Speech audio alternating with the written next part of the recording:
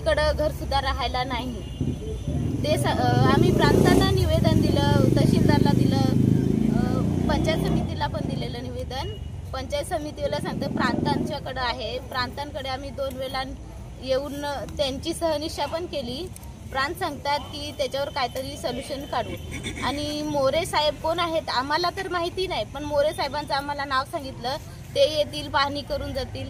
गेले 2 महिने झाले तरी मोरे साहेब कोण होते ते आले सुद्धा नाही, त्यांनी पाहणी सुद्धा केली नाही। जे टावर वाले होते त्यांनी एकदा येऊन पाहणी केली, त्यांना आम्ही आमची परिस्थिती होती ती सांगितली की ही वाहिनी चाललेली आहे, त्याच्या खाली आम्हाला धोका आहे।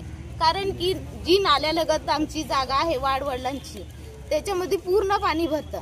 मग शेती करता वेळेस आमची जीवितहानी काही झाली त्याला जबाबदार कोण राहणार?